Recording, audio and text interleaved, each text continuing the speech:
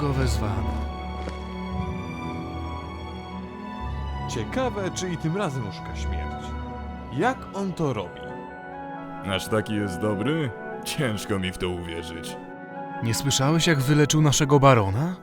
Ten młody lekarz czyni cuda. Niektórzy mówią, że jest czarownikiem. Tam, bójdy powtarzane przez niewykształcony plebs. Może jeszcze dogadał się z samą śmiercią. Cóż, czasem te bójdy powtarzane przez plebs, jak to pan określił, miewają w sobie całkiem sporo prawdy. A pan kim jest u licha? Ja nikim szczególnym. Jestem tylko podróżnikiem i bajarzem. Znam pewną legendę o utalentowanym lekarzu. Skoro i tak tutaj stoimy, to możemy posłuchać tej opowieści.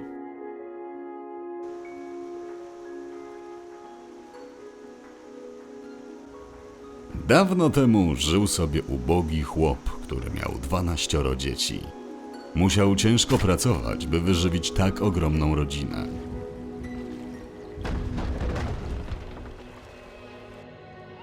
Gdy urodził mu się kolejny syn, chłop postanowił poprosić pierwszą osobę, jaką napotka, by była rodzicem chrzestnym dziecka. Długo szukał, lecz nikt nie zgodził się, by zostać chrzestnym jego syna.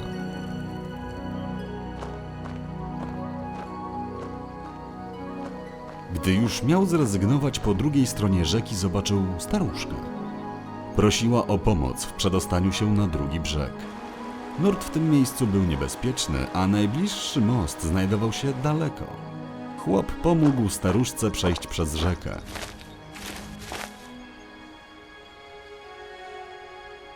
Kobieta podziękowała mu oraz powiedziała, że chętnie zostanie matką chrzestną dziecka. Chłop zamarł, po czym zapytał: skąd wiesz, że szukam kumy dla mojego syna? Ponieważ kroczę za każdym człowiekiem, od jego narodzin po kres jego życia. I wtedy to ukazała mu się w swej prawdziwej postaci. Jestem śmiercią. Ojciec chłopca chwilę się zastanawiał, po czym tak oto przemówił: ty będziesz dla mnie dobrą kumą. Zabierasz bogatego i ubogiego bez różnicy. Nie oceniasz, nie pogardzasz. Bądź zatem matką chrzestną syna mojego. Śmierć zaś odparła: Uczynię dziecię Twe sławnym i bogatym, gdyż kto ma mnie za przyjaciela, niczego mu nie zabraknie.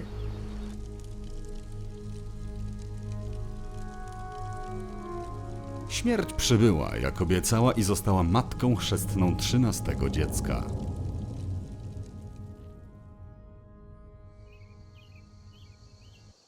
Kiedy chłopiec podrósł, zjawiła się przed nim pewnego razu jako chrzestna matka i zaprowadziła go do wielkiego lasu. Tam ukazała mu ziele rosnące pod drzewem i rzekła: Teraz otrzymasz ode mnie podarunek chrzestny. Uczynię cię sławnym nakarzem.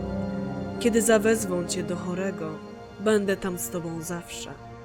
Jeśli będę stała u wezgłowia chorego, możesz go śmiało zapewnić, że przywrócisz mu zdrowie. Daj mu tylko tego ziela, a wnet wyzdrowieje. Jeżeli jednak zobaczysz mnie w nogach chorego, powiedz rodzinie, że nie ma już dla niego ratunku. A wiedz, że żaden lekarz na świecie nie zdoła go wówczas uleczyć. Strzeż się jednak, abyś cudownego ziela nie użył wbrew mojej woli, bo mogłoby to się źle skończyć dla ciebie. Wkrótce młodzieniec został najsławniejszym lekarzem na całym świecie.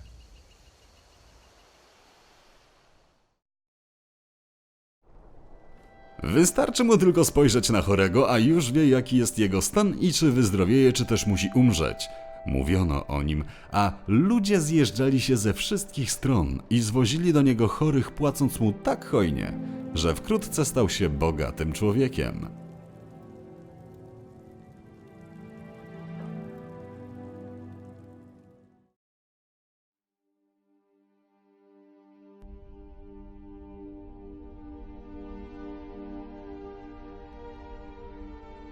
Pewnego razu zdarzyło się, że sam książę zaniemógł ciężko.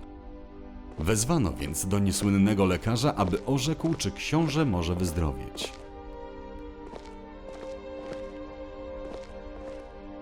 Ale gdy młodzieniec zbliżył się do jego łoża, ujrzał śmierć stojącą u nóg chorego, pojął więc, że wybiła już jego ostatnia godzina.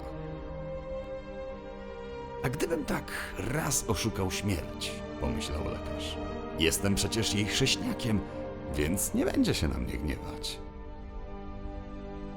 I szybko chwycił chorego w pół i przekręcił go na łożu tak, że śmierć znalazła się u jego wezgłowia. Potem dał mu swego ziela, a książę wyzdrowiał natychmiast.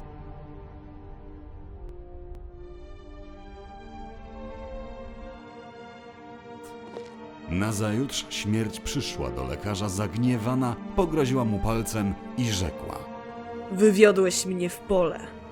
Tym razem wybaczę ci to, gdyż jesteś mym chrześniakiem. Ale jeśli jeszcze raz to uczynisz, zabiorę ciebie samego.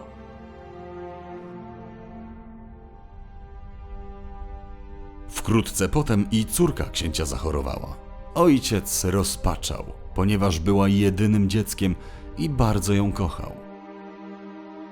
Ogłoszono, że kto uratuje córkę księcia, ten pojmie ją za żonę oraz zostanie dziedzicem. Gdy lekarz zjawił się u chorej, śmierć stała w nogach dziewczyny.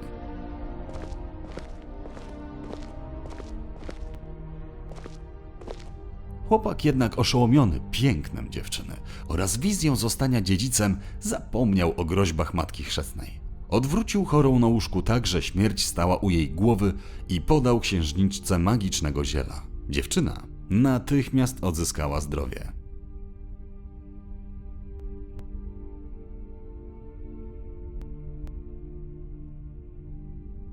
Rozgniewana śmierć podeszła do lekarza i zawołała: Oszukałeś mnie po raz ostatni.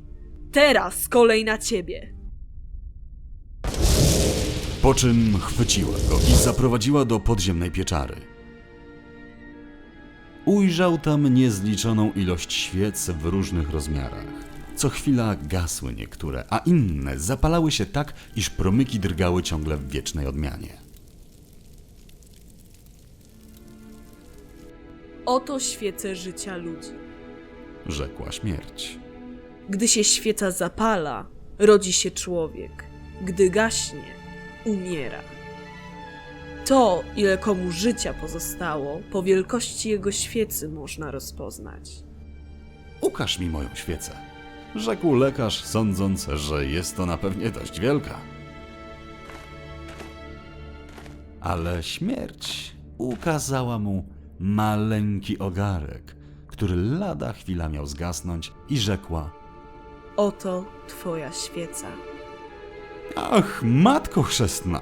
Zawołał przerażony lekarz. Zapal mi nową świecę, zrób to dla mnie, abym mógł jeszcze użyć życia, zostać księciem i małżonkiem pięknej księżniczki. Śmierć udała, że chce spełnić jego pragnienie i wyjęła wielką, nową świecę, ale chcąc się zemścić, rozmyślnie zgasiła nią starą świeczkę. W tejże chwili lekarz padł na ziemię i dostał się w ręce śmierci.